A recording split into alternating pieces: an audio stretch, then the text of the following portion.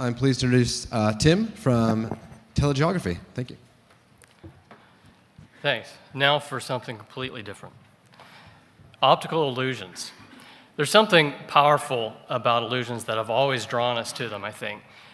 Today, we might satisfy our love of illusions by going to the movie theater to see the latest big-budget special effects film.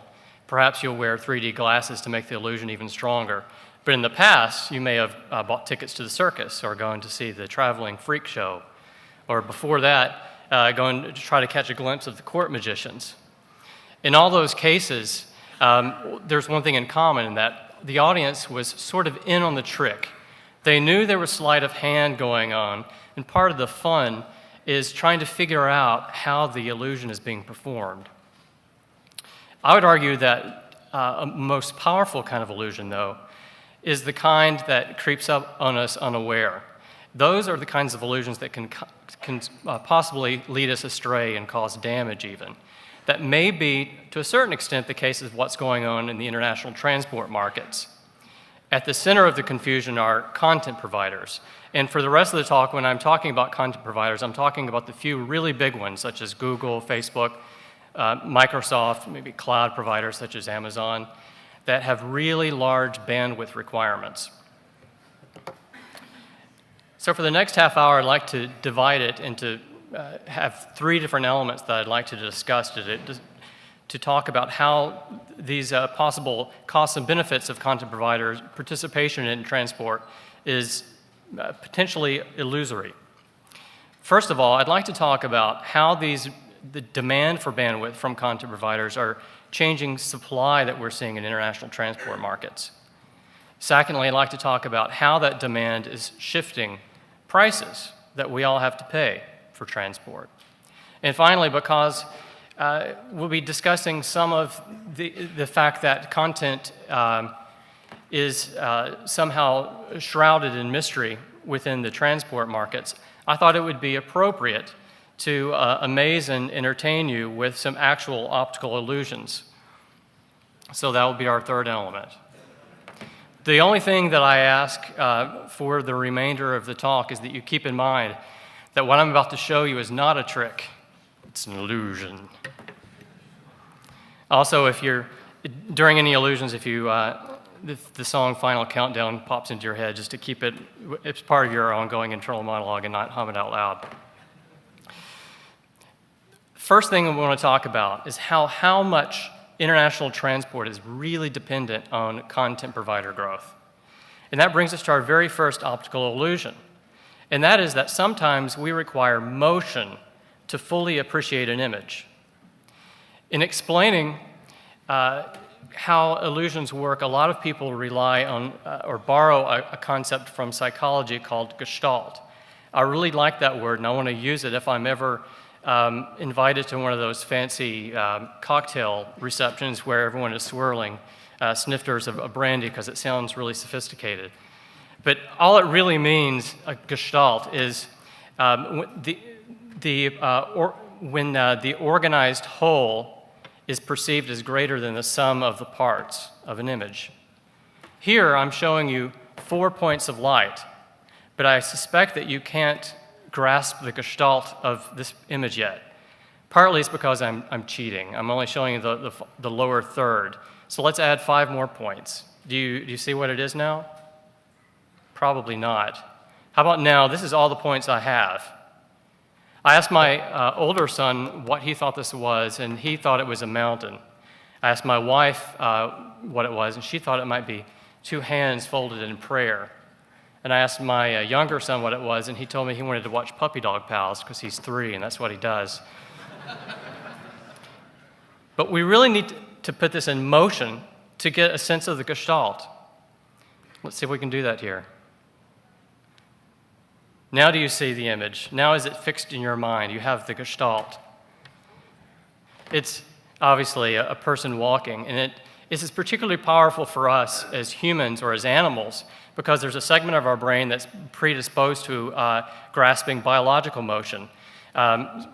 Tests have proven that other animals and even infants as young as 2 can grasp these point light displays. But really, it's motion. That's powerful. Now, if I fix this image, you can still hold it in your mind. You can see now that it's a person. You don't see a mountain or hands folded in prayer. It's a person, obviously. But that's because we had the motion. The same holds true for the international transport markets. We needed to see some motion to really appreciate what's going on in order to recognize the new gestalt in the industry. This graphic is displaying the makeup of international bandwidth demand over time. What I'm showing you right now is from 2002 to 2012. The very tiny segment at the top that's brown is the PSTN, switched voice. As late as 1998, that would have accounted for fully half of all international bandwidth demand, but that very rapidly changed in the run-up to where this image starts in 2002. Also fairly small and fairly static over time is the yellow segment, which are private networks operated by content providers. TeleGeography, in fact, wasn't able to identify any international private networks run by content providers until 2004. To the extent those companies even existed back then, they would have pushed around their relatively meager bits through either IP transit or peering. And up through 2012, it was still fairly small. So through the period of this time, for a full decade, it was dominated in a very static way by traditional public internet. That's how most demand for international transport came about. But let's set this in motion and let's look at what's happened in just the last few years. Really astonishing movement. This is in aggregate the entire world international bandwidth demand, and you can see over a third now of international transport is being used by just a handful of content providers. I'm going to show you later on in the presentation on a few routes, they're even larger, much larger, a majority. But even so, on this aggregate view, it's pretty astonishing. Now, that's a historical view. Let's take a forward-looking view and draw this out to see what might happen in the future. There's a lot going on in this particular image, so let me break it down. There are three major elements I want to draw your attention to. First, the small blue element at the bottom. That's everyone besides content providers, how much bandwidth requirement they will need. TeleGeography estimates across the Atlantic. I just picked the Atlantic as an example here. The green is content providers. Again, just a few companies. We're projecting this out by assuming that over the next few years, their growth will continue apace relative to what we've experienced in the past few years, and then it will gradually decelerate. But even with that deceleration, the growth is astonishing. In aggregate, we're talking about 54% compounded annual growth for the next 7 years. Where things get really weird, though, is comparing it to the third element, which is that red line. That's the capacity, the potential capacity of all existing submarine cables that are in the water now, including the Maria cable, which has been laid, but I don't believe it'll be active until early next year. That is if all those cables were made as efficient as possible, their inventories were cleared up, and had the latest SLT attached to them, fully lit. What do you see here? Well, the blue and the green bandwidth requirements will exceed potential capacity on all cables by 2020 or so. That's crazy. Not only that, but bandwidth will be growing so fast, demand will be growing so fast by the end of this forecast period that we will need 1 to 2 new cables each year fully lit just to keep up with demand. But there's a scary element to this. A couple of things, actually. One is that we're talking about just a few companies that are driving a lot of this growth. And secondly, we don't really have good visibility into their long-term bandwidth requirements. Talking to some of the submarine cable network planners in these companies, I don't think they do either. So it's a little bit dangerous to depend on those companies' growth long-term. So what would happen if we assume that after a couple of years, their bandwidth demand growth would transition to what everyone else in the market is experiencing? Well, the supply-demand interchange is much different. We will need new cables in the future, but much further out. So with all this new demand, you probably are thinking it would make sense that a lot of these content providers, since there are just a few of them, will start building cables, or at least participating in new builds. And you'd be right, to a certain degree. And that brings us to our second illusion. The first one held that sometimes we need motion to fully appreciate an image. This is somewhat the opposite. sometimes we see motion that doesn't actually exist. Now, I haven't tested this on the big screen, so I'm not sure if this is going to work for you, but we'll see. I can't really even see from this angle. When you look at it, do you see motion if you move your eyes around? The effect probably is going to be more powerful even if once you download the PDF and look at it more up close. There's something called asymmetric luminance at play that triggers our motion detectors. I have no idea what that means, but I think it's kind of cool, and it sort of fits in with the rest of the presentation. So how are we perceiving motion in the market that doesn't exist? Well, to a certain extent, there is motion with content providers. They are participating in new builds. Here's a list of some of the publicly disclosed cables in which content providers have either direct ownership or fiber pair purchases or major spectrum. And if it looks like over time they're participating in more and more, you'd be right. They are. There is an accelerating trend here at play. But let's not get too carried away. I set the top of the y-axis here at $500 million, but let's put it in perspective to what people are actually spending to build new cables, around $5 billion a year. Yellow is what everyone else is putting into the market. Now, I'm not talking about upgrades capital spend. Their content providers are leading the way. But in terms of building new cables, it's kind of like the old way of doing it. Carriers and ISPs are still putting in a lot, and third parties are borrowing from financial institutions, and private equity is still being involved. So we're not yet seeing content providers building a lot of their own cables. In fact, we're not seeing that at all. I would argue that this is potentially a lagging indicator of what's going to happen in the future, but to date, content providers haven't taken over the world with their cables. Part of the reason for that is simple. It has to do with geography, and that is the need for content provider cables are not geographically ubiquitous. So our third optical illusion. Whereas before, sometimes we see motion that doesn't exist, sometimes we perceive color that doesn't exist. So in this image, I see 4 colors. I don't know about you, but I see purple and orange borders. I see a white background and that same white on the 4 vertical rectangles. But on the large horizontal rectangle, I see a beige color or off-white. Do you see that as well? Is that working for you? The beige doesn't exist. It's actually white. This was an optical illusion that was first written about in the late 1980s by some Italian researchers. They called it the watercolor effect. Pretty strange. So applying this to international transport, in terms of colors, I've colored the content provider segment on various routes yellow, and you can see in the Atlantic a huge amount of capacity, and this is of 2016, it's even greater in 2017, of Atlantic demand was used by content providers. But a lot of potential cable operators out there on other routes are applying these lessons and essentially seeing this yellow color on their routes when it's not existing. This is what other routes in the world look like.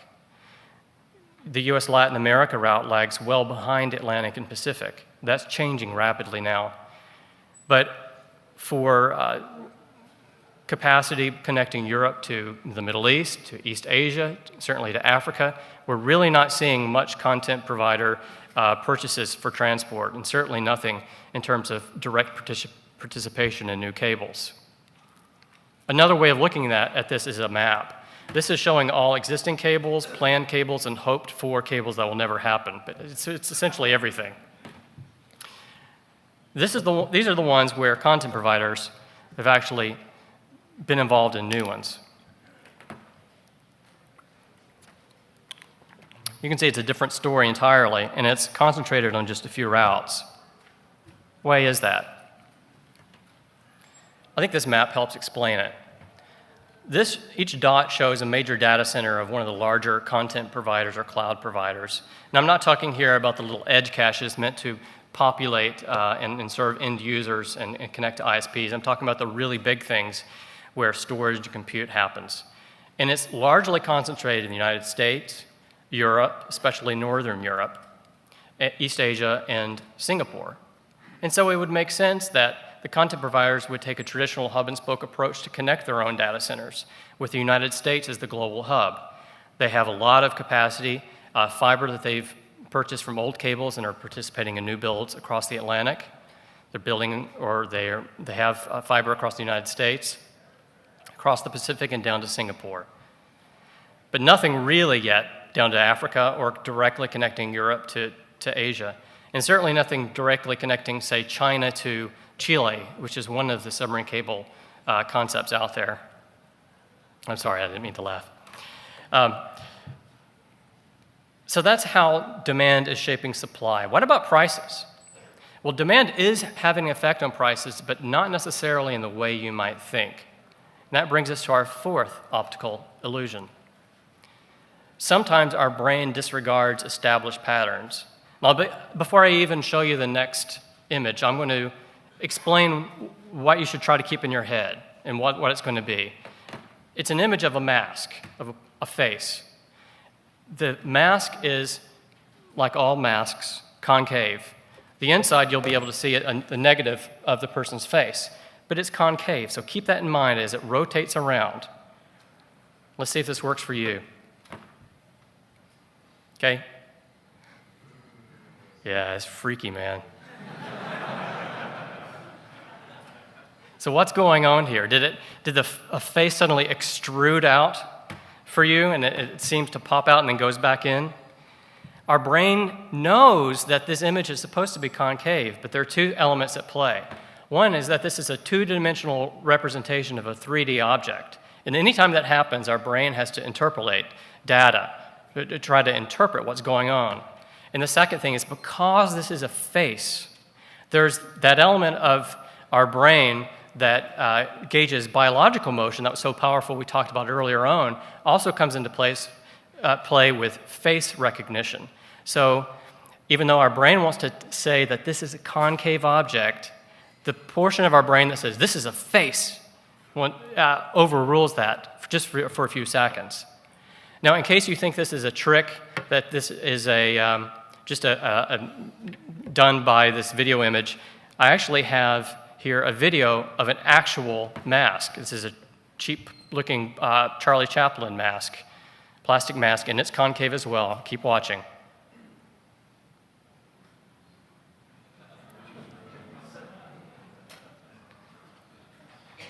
All right. So sometimes, even though we know something, our brain is prejudiced in a certain way. We're predisposed to a certain viewpoint, and it's hard to overcome that view. What if I told you that demand is going up? What do you think is happening to prices? Prices go up too, right? I mean, everyone knows that, right? Maybe it's been a while since you've taken an economics course. Maybe don't remember why. But what if I told you that what we found in bandwidth markets, that generally faster demand growth leads to faster price declines? It doesn't seem right, does it? It seems wrong. Well, there's a simple way to explain this particular magic. I have a hypothetical cost model for a new cable, or old cable builds, actually. This is all pretty boring. For the sake of time, I'm going to go through it really quickly. Essentially, I just wanted to show my work so I get full credit on the exam. You can go look at it later, but the one key to observe is the final point, is that I'm going to be assuming each year that there's demand growth. In this case, 35% demand growth. All right, so what does it cost to operate a cable? Given the parameters I had just set up, it's going to cost around $850,000 per month. And that will allow you to supply 600 10G waves to the market. That will give you a unit cost of around $1,400 per 10G wave. That's year one. Next year, you're going to enjoy 35% growth in your demand, so you'll be able to provide 810 circuits, 10G circuits or wavelengths to the market. Now, your costs are going to go up a little bit because of upgrade costs. You're going to have to pay for the upgrades, but it's going to be dispersed through a greater number of wavelengths. So look what happens to your unit costs. thanks to a 35% increase in demand, your unit costs have now gone down 23%. If you're in a competitive market, that probably means your prices are going to go down too. So let me illustrate this. Essentially, this part of the presentation is it's a good half of what Dave Schaefer was talking about just yesterday, but with visual aids. What we just talked about, the price is falling from $1,400 to $1,100. That's that tick down in the blue line. But let's say that you're capacity constrained. You have an old cable, such as TAP14 or AC1 across the Atlantic. Classics. You're going to be maxed out in this example at 10 terabits per second. That's not good going forward. Your unit costs are not going to fall because you're not going to have any other future sales to distribute those costs. What happens if you have a 20 terabit per second system? Well, your unit cost is much better long term. So you'll be competitive further down the road. What about 30, 60, 160? 160 terabit systems are currently what's believed possible for the latest and greatest cables, AE Connect and Maria, more or less. Those are going to be competitive in terms of unit cost much longer down the road. All right, that's cost. What about price? Well, across the Atlantic, I plotted out at the end of last year what the weighted average price, if you present it as a 10G wave, was. Around $2,000. Now, if you're actually buying a 10G wave, it was costlier than that, but a lot of people are buying 100G waves, which are a little bit lower. So that's your average. All right, what happens if we're going to allow that to decrease 20% each year? This is what happens. Pretty crazy. A couple of things that immediately jump out, at least to me. One is that 10 terabit system is kind of screwed. It's going to be more expensive to maintain that cable than it would be to buy that capacity on the open market, even if you're a current owner. So I think we're going to see some decommissioned cables in the coming few years, potentially. And secondly, look even at that really hyper-efficient 160 terabit system. Price is going to approach cost on that system if the prices continue to fall at 20% by the end of the next decade. Doesn't mean that it'll actually fall to that level, but what it probably does mean is that while we're accustomed over the last 20 years to experiencing double-digit price declines for bandwidth, that may not happen forever. The last point I want to talk about is the cable funding dilemma. We've seen that prices are beginning to approach cost on certain routes, and that's a real problem for companies that are trying to raise money to build new cables. Content providers provide a solution to that problem, but to a certain extent, they bring problems of their own. Our fifth illusion that has to do with this, essentially it's the old can't see the forest for the trees. Sometimes the closer we are to an object, the less we see. No, I really like this illusion because it's finally a moment where us people who are, nearsighted get an advantage over everyone else. Two faces here. The person on the left is an angry guy. Looks sort of like Wolfman to me. The person on the right is a man or a woman who's very calm. But what if I were to tell you that you can move the man from the left over to the right and the person from the right over to the left? If you're wearing glasses, all you have to do is take off your glasses. Does that work for you, four-eyed people? Okay. I take pity on people here who have 20/20 vision. So what I've done is taken this image and blurred it out. This is what people with glasses, this is how we perceive the rest of the world. Now watch what happens to the individuals. They're going to switch. You see that? Wolfman's on the right, calm is on the left. This is the original. This is the blurred image. What's happening here is that the people who created this image were very creative and clever. They actually stacked two sets of faces on top of each other. There's a high-resolution image that we're seeing now, but we're also seeing a low-resolution image with this other person superimposed. But our brain is prejudiced here. We only want to focus on the high-res version, and we throw out the information that the image is actually showing us of the other person. All right, here's some more boring stuff. You can go back to it if you want to. What this is showing is a new cable build. Let me get to the good stuff. This is an image of what might happen with a new cable. Let's say you have 6 fiber pair system. It's ready for service date is 2020. What's going to happen?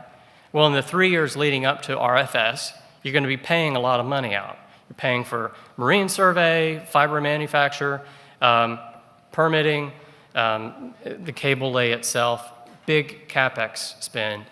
And once the cable goes into service, you have OpEx. Most of that, or a good chunk of that, is operations and maintenance of the cable, and also paying your CEO and salespeople who are hot shots and whatever.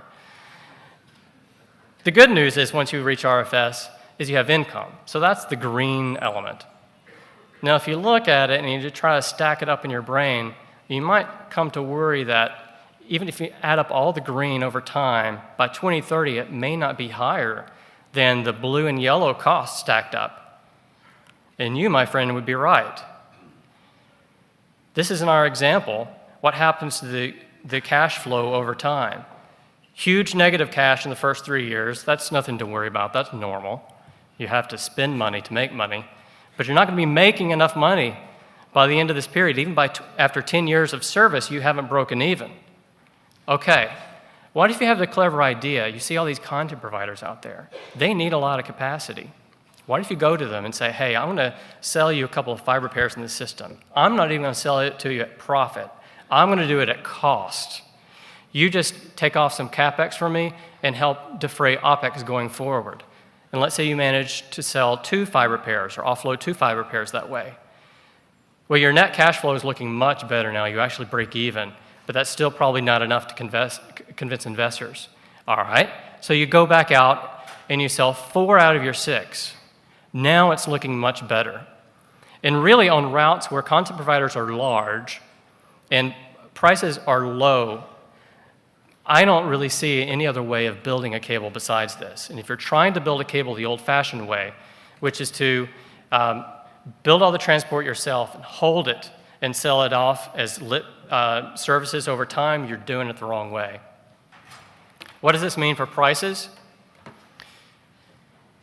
Well, essentially, the participation of content providers is defraying costs for everyone else, and it allows the owner of those remaining 2 fiber pairs of the cable to offer more aggressive price declines if it needs to. It could offer 25% compounded annual declines over time through this entire period and break even. Whereas if it didn't offload any fiber pairs, it could only do 18%. Now, it doesn't seem like a big difference in any given year, but over time it makes a huge difference for us. But there are negatives as well. And this last slide, it simply reviews what we've talked about in order. First, we've talked about there's been a lot of unanticipated growth in international transport brought on by content providers. Overall, I would argue that is definitely a good. Negative is that that growth is not ubiquitous. It's concentrated on just a few routes worldwide. Another negative is that we're not really certain long-term what the future demand will be. My hunch is that it's still going to be very strong, but can't guarantee it. Positive is that content provider participation in cables brings on lower unit costs. That's great for the sellers. And for us, it's passed on as probably as lower prices. That's great. And the fact is there are some cables out there that simply would not exist if it weren't for the participation of content providers. Another good. But because there are only a few of these really big guys, Googles and Facebooks and Microsofts and so forth, there's a really significant market power shift in transport to buyers. That's probably a negative if you're a seller. And finally, this is more a topic for a future presentation, worthy of further research. But we may be at some point in the future, when we're going to be seeing content-only cables. What would that mean? That brings me to the final illusion, and this is a simple one to explain. We have to be careful what we desire.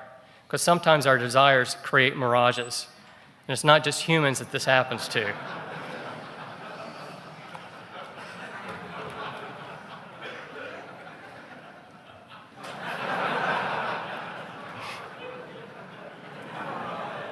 We've all been there. Thanks very much.